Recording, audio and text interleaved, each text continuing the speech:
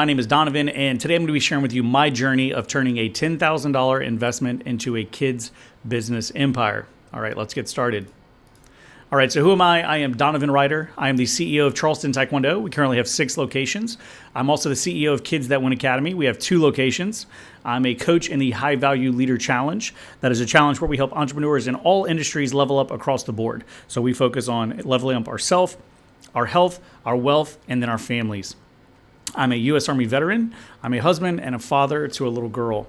All right, so currently I have 8 locations. I've opened 10 locations in my first 10 years in business. We have 3 new locations that are in the works in various stages of build out. And this past year, we did $4 million in revenue with a 40% profit margin. All right, so you can take a look here. This is my business by growth, all right, by year.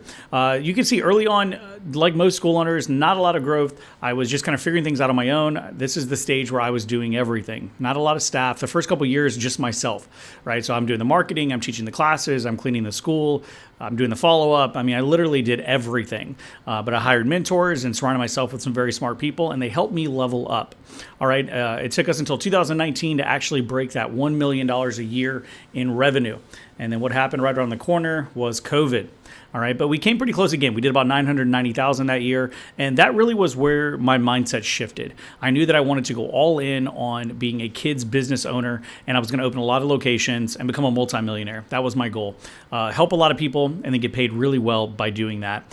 We hired more people, we expanded our locations, and we went all in on the business. And then ever since then, we've been growing by about $1 million per year. So this past year, we broke the $4 million mark. All right, so let's talk about our path. All right, so clear path, clear results. All right, as the visionary, as the leader of your organization, it's important that we set a specific target and deadline to achieve it. All right, if you have a target but no deadline, it's just a dream. All right, and then we talk about the strategy. How are we going to turn our goal, our strategy, or turn our target into success? How are we going to hit that target by that deadline? What strategy are we going to be using to make that happen? All right, and then finally, people. Who do we need to bring on the team to accomplish our goal? I can tell you we saw exponential growth once we started bringing smart, capable people onto our team. All right, let's start from the beginning here. We have to know who is your ideal avatar. For us, that's a busy parent of 1 to 2 kids, a household income of $100,000 or more. Working parents, again, these are people that are going to need our services. And then a family that has strong family values, right? They understand our messaging, they appreciate our message and what we hope to accomplish inside of our community.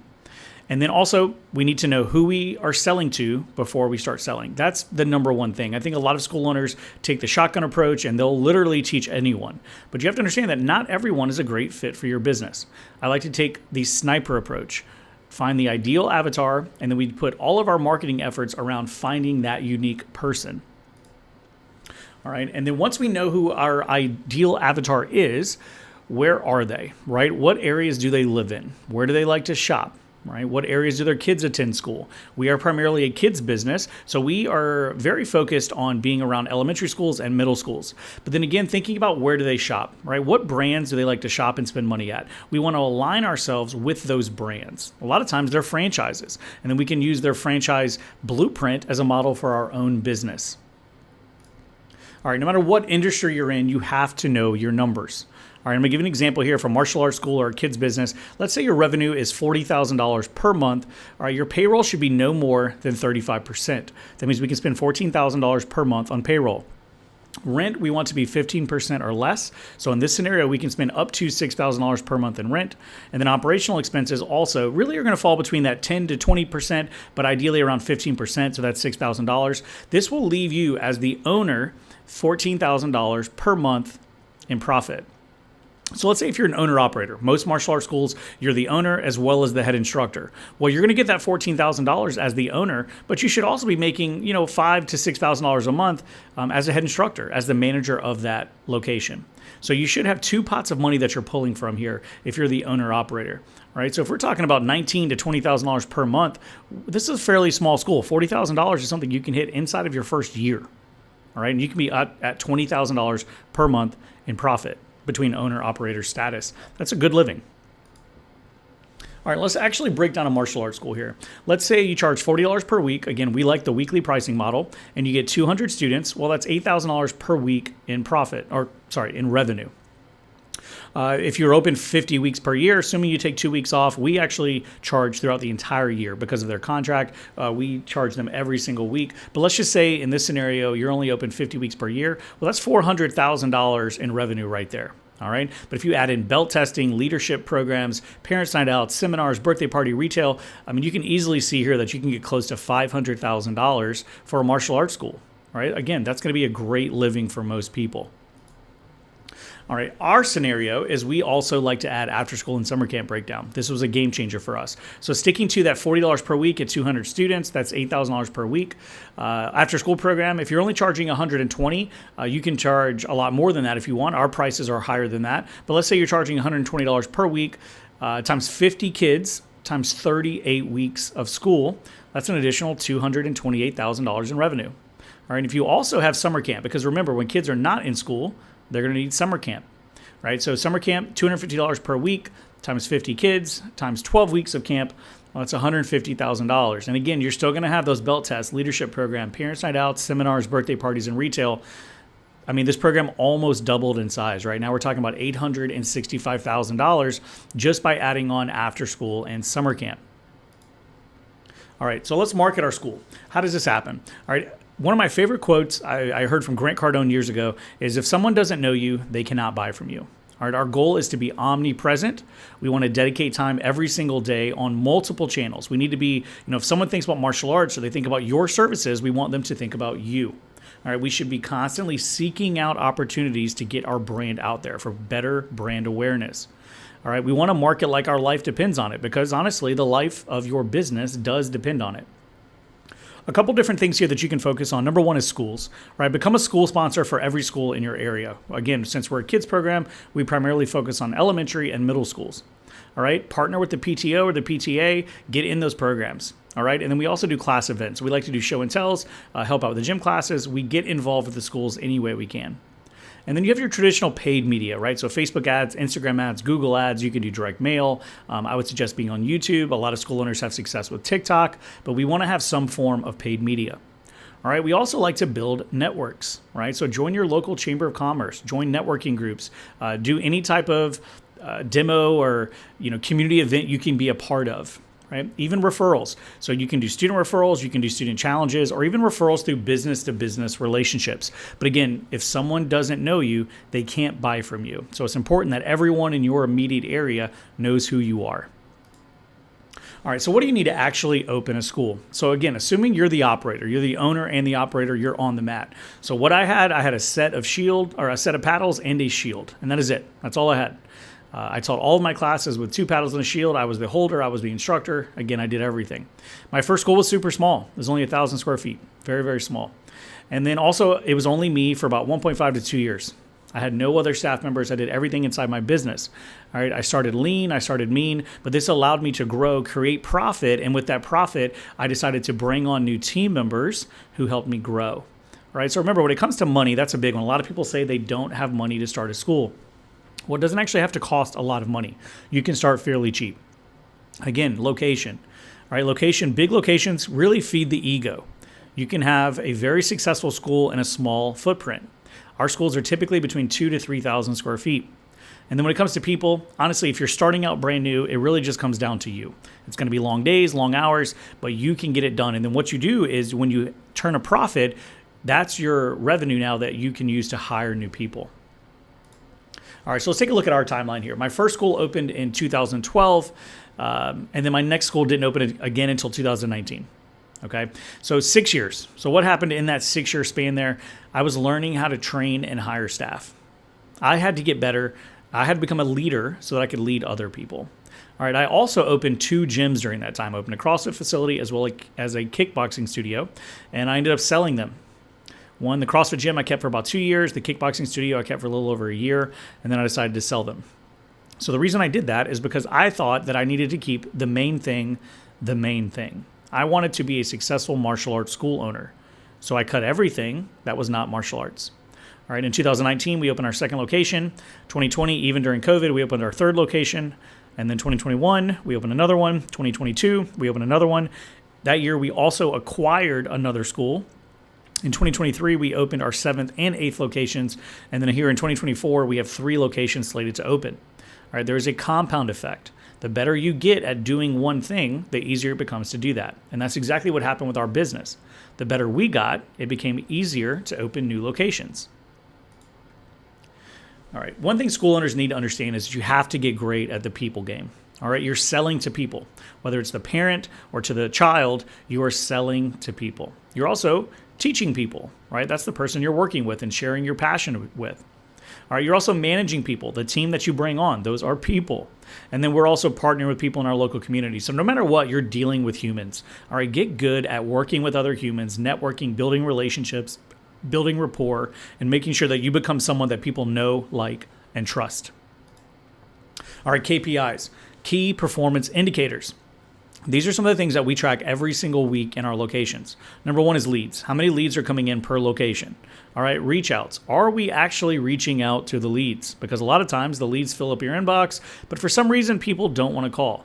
I don't know if it's fear of failure, fear of rejection, but they are warm leads. If a lead piles into your inbox, I always say it's like dating. If the girl gives you her phone number, call her, shoot her a text, do something, reach out, because she gave you her number when she didn't have to. All right, it's the same thing with leads. They reached out. They want your services. All you have to do is talk to them about your program and then close them. All right, of those reach outs, how many students become a trial? All right, of those trials, how many become actual students and sign up for your program? And then once they become an actual student, are they upgrading through our value ladder? Are they ascending the ladder to different levels of memberships? Also, does anyone downgrade through our ladder? And then any cancellations, and then make sure you know your student count by program. We like to see, how many 3 to 5 year olds we have, how many 6 to 12 year olds, how many 13 to 17 year olds. We want to know all of our program all of our student count by program so that we know where we need to target. All right, also your revenue, what's expected and what is actual. Every single week and every single month, we have a revenue target that we expect to hit. And then we just simply know that we're either on track or we're off track. All right. Again, what's your profit percentage? Most people in the industry shoot for probably 20 to 25%. We like to shoot higher at 40%. Retail sales, right? Are people buying stuff that you're putting out there, whether that be your sparring equipment, your weapons packages, your t-shirts, hoodies, hats, things like that? Are we selling retail? A lot of time retail sales just come down to conversations in the lobby. And then pre-signups. So this might be pre-signups for after-school programs, summer camps, parents' night outs, day camps, seminars, anything like that. But are we signing people up for the events that are coming up at our facility? And then our Google reviews. All right, I'm not going to go too far down this rabbit hole, but Google loves when you have a lot of reviews. Number 1, Google rewards you for having more views on your page, but also think about it from a buyer standpoint. All right, if you go online and you're searching martial arts in your town and one location has 200 Google reviews and all the other ones have 20 or 30 or less, who are you going to give your first chance to? Probably the school that has 200 reviews. So it's very important that we're actively seeking new reviews. All right, so what makes our business model a little bit different here? This is an analogy a mentor of mine gave me a long time ago, and he said, would you rather have 10% of a watermelon or 100% of a grape? Well, think about it, right? There's a lot more juice in that watermelon. So even though you slice it up and divvy it up, there's going to be more juice, and business is no different. All right, if you're the owner-operator, you pay low wages, you don't want to bring on good team members, you're going to own a grape. So as awesome as your business is, it's still going to stay small. But if you expand the pie, if you expand the fruit, if you make it larger, even though we slice this thing up, we all end up getting more juice. All right, I would rather own 10% of a watermelon than 100% of a grape. So let's talk about a school doing $40,000 a month, because this is where we started with earlier in this video. So a school doing $40,000 a month in revenue. We talked about having one location, right? You're getting that $14,000 a month owner draw plus your $5,500 salary as the head instructor. You're making $19,500 per month in one location. And don't get me wrong, that is an amazing lifestyle, right? $20,000 a month teaching martial arts and sharing your passion is great. And if that's where you want to be, that is awesome. All right, don't change anything. However, if you'd like to expand, if you'd like to offer your services to a greater population, to more of your community, if you want to help more people, not only your students, but help more people in reference to jobs and careers. All right, let's say you have 3 locations. All right, that $14,000, assuming you can replicate this, times 3, you're making $42,000 per month as an owner draw. But again, you're probably not working at any of your facilities, so you don't have a salary. right? But you essentially doubled your money because you're expanding your operations. This is what I did. This is how we got to 8 locations with 3 more locations in the works, is because I decided that I didn't need to work in my business. I needed to work on my business. And by that, I brought in great people to run those locations for me. And then we all get to divvy up those owner draws and have greater salaries. So the benefits of this system, right? Bigger community impact. We get to help more people in our community. Also better brand awareness. We have found that the more locations we open, they end up getting filled a lot quicker because more people are aware of who we are and what our services are.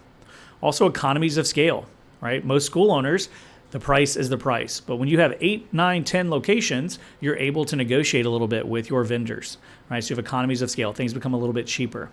There's also much less time involved for the owner. So I can tell you, I work much less hours owning 8 locations than I did having 1 location, right? Because I have great people in the business that are taking care of those day-to-day tasks for me. There's also more wealth to be shared among team members, right? And when there's more wealth shared among team members, when people have a job they enjoy, something they're passionate about, and they make a great living, there's less turnover. We have staff members in our location, multiple of them, making $200,000, $300,000 per year in their locations, teaching martial arts, right? It's very unlikely that they're going to leave us to go somewhere else if they're making $200,000 to $300,000 per year. Right? Again, more wealth to be shared amongst the team. We also have a built-in buyer. So my plan is when we start these locations, we have a head instructor that runs that location. They get profit sharing, and then eventually they want to own that location outright themselves. So I have a built-in buyer for my business. A lot of martial arts schools are never sold because there's no buyers, right? But we have built in the buyer from day one. And then also as the owner, I have more personal freedom to spend time with my family, spend time with my friends, and do things I enjoy outside of the business.